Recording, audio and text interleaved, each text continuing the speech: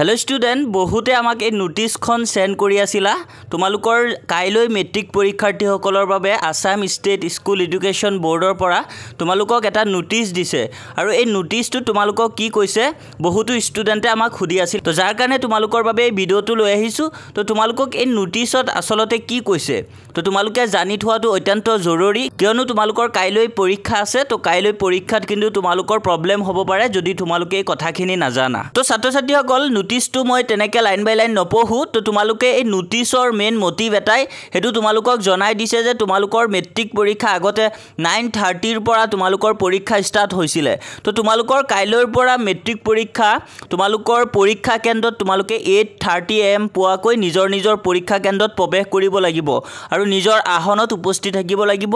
সেৱা অৰ্থাৎ বৰ্তমানৰ আসাম ষ্টেট স্কুল এডুকেশ্যন বোৰ্ডে তোমালোকক এই নিৰ্দেশনাটো জাৰি কৰিছে নোটিস আকাৰে আৰু তোমালোকে অহা পৰীক্ষা সমূহত 8:30 am ত তোমালোকৰ OMR শীটখন দি দিব আৰু 8:40 ত খালি উত্তৰ বহি আৰু প্ৰশ্ন কাকত দিব তোমালোকক তো গতিকে তোমালোকে কাইলৈৰ পৰা মেট্ৰিক পৰীক্ষাৰ বাবে তোমালোকে যদি মৰ্নিং টাইম তোমালোকৰ এক্সাম আছে তেন্তে তোমালোকে 8:30 তে তোমালোকে এক্সাম হলত উপস্থিত হ'ব লাগিব আৰু তোমালোকক 8:30 তে OMR শীটখন তোমালোকক দি দিব তো প্ৰিভিয়াস এক্সামবোৰত তোমালোকে মেবি 9 am ত গৈছিলা আৰু তোমালোকৰ এক্সামো ষ্টাৰ্ট হৈছিল 9:30 am ৰ পৰা কিন্তু কাইলৈৰ পৰা তোমালোকৰ পৰীক্ষা আৰম্ভ হ'ব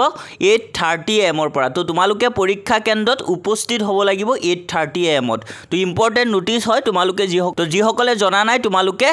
কাইলৈ কিন্তু 8:30 ত এক্সাম হলত যাবা বহুতে আছে ভাবিব পাৰা আগৰ এক্সামবোৰ যোনটো টাইমত হৈছে সেই সেম টাইমত যাব তো হেতু ভুল তোমালোকে নকৰিবা